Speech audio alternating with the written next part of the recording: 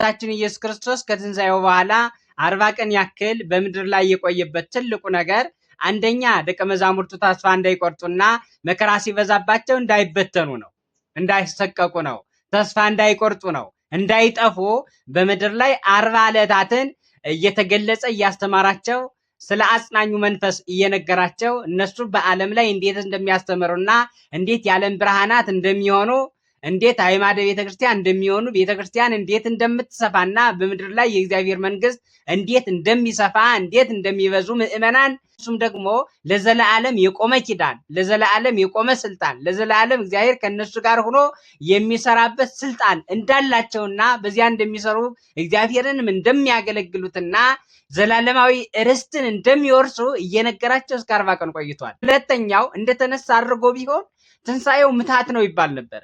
መናፍቃን አልተነሳም ውሸት ነው ይሉ ነበረ። ውሸት ነው ይሉ ነበረ። መቃብሩ እየታየም እኮ አይሁድ ክደዋል፣ እስከ ዛሬ ድረስ ደቀ መዛሙርቱ ሰርቀው ወሰዱት እያሉ ያስፈራሉ። ቅዱስ ማቴዎስ ምዕራፍ 28 ላይ ቁጥር 1 ጀምረን ስናይ እስከ ዛሬ ድረስ በአይሁድ ዘንድ ደቀ መዛሙርቱ ሰርቀው እንደወሰዱት ይነገራል፣ ሲነገር ይኖራል። ሐሰተኞች አይሁድ ይህንን ይላሉ እስካሁን ድረስ። ስለዚህ ጌታችን ኢየሱስ ክርስቶስ በ40ኛው ቀን እስከ 40 ቀን ቆይቶ በ40ኛው ቀን ያረገበት ትልቁ ምክንያት እነዚህ ናቸው፣ ሁለቱ ናቸው ማለት ነው። በደብረ ዘይት ተራራ ላይ አርጓል። ይህ ተራራ እጅግ ታሪካዊ ተራራ ነው። ከብሉይ ኪዳን ጀምረን ስናይ ሁለተኛ ሳሙኤል ምዕራፍ 15 ቁጥር 30 ላይ ስናነብ ልጁ ቅዱስ ዳዊትን ልጁ አቤሴሎም ባሳደደው ሰዓት በባዶ እግሩ ከቤተ መንግስት ወጥቶ ይህንን ተራራ በባዶ እግሩ ወጥቶታል። በዚህ ተራራ ስር ኢየሱስ ክርስቶስ በጌቴሴማኒ የአትክልት ቦታ ገብቶ ጸልዋል። ወዙ እንደ ደም ነጠብጣብ ወይቦ እስኪወርድ ድረስ ሰግዷል።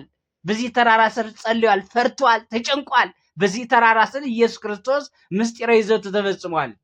በዚህ ተራራ ስር ኢየሱስ ክርስቶስ ተገርፏል። በዚህ ተራራ ስር ኢየሱስ ክርስቶስ መከራ ተቀብሏል። በዚህ ተራራ ስር ኢየሱስ ክርስቶስ ዋጋ ከፍሏል። ኢየሱስ ክርስቶስ ለሰው ልጆች የሰው ልጆች ሊቀበሉት ወንጀለኞችና ኃጢአተኞች ሊቀበሉት የሚገባቸውን ኢየሱስ ክርስቶስ በዚህ ተራራ ስር ተቀብሎታል። ተገርፏል፣ ተገፍቷል፣ በጥፊ ተመቷል። ኢየሱስ ክርስቶስ በሐሰተኞች ተከሷል። አሁንም ሲያርግ ለእርገቱ የመረጠው ቦታ ይሄ ደብረ ዘይት የሚባል ተራራ። ደብረ ዘይት ማለት የወይራ ዛፍ የበዛበት ተራራ ማለት ነው። ደብር ማለት ተራራ ነው። ዘይት ማለት ወይራ ነው። የወይራ ዛፍ የበዛበት ተራራ፣ በወይራ ዛፍ የተከበበ ተራራ ማለት ነው።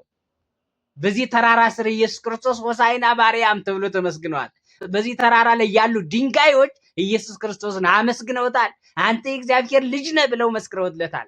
ሆሳዕና በአርያም ሊቃነ ካህናቱ ሕፃናቱ ዝም እንዲሉ በጠየቁ ጊዜ በከሰሱ ጊዜ በዚህ ተራራ ላይ ያሉ ድንጋዮች ለኢየሱስ ክርስቶስ ዘምረዋል።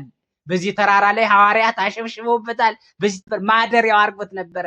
ዳግመኛም ሲመጣ እግሮቹ በዚህ ተራራ ላይ ያርፋሉ። ስለዚህ የደብረ ዘይት ተራራ ታሪካዊ ተራራ ነው። ኢየሱስ ክርስቶስ ለእርገቱ የመረጠው ቦታ ይህንን ቦታ ሲያርግ ደቀ መዛሙርቱን እንዲህ ብሏቸዋል። እኔ እስከ ዓለም ፍጻሜ ድረስ ከእናንተ ጋር ነኝ አላቸው። ጴጥሮስን ከእናንተ ጋር ነኝ እንዳትፈሩ፣ እኔ ከእናንተ ጋር ስለሆንኩ ሙታንን ታነሳላችሁ፣ የታሰሩትን ትፈታላችሁ፣ በሰማይ ያሰራችሁት በምድር ያሰራችሁት በሰማይ የታሰረ ይሆናል፣ በምድር ያሰራችሁት በሰማይ የታሰረ ይሆናል። እኔ ከእናንተ ጋር ስለሆኑ ድውያንን ትፈውሳላችሁ፣ አጋንንትን ታወጣላችሁ። እኔ ከእናንተ ጋር ስለሆንኩ ዓለምን ትማርካላችሁ። እኔ ከእናንተ ጋር ስለሆንኩ ዓለምን ታሸንፋላችሁ። እኔ ከእናንተ ጋር ስለሆንኩ ክህነታችሁ አይቋረጥም፣ ዘላለማውያን ናችሁ። በዚህ መሰረት ክህነታችን አይቋረጥም። በዚህ መሰረት መስዋዕታችን አይቋረጥም። በዚህ መሰረት ስጋውና ደሙን ይሰጠናል።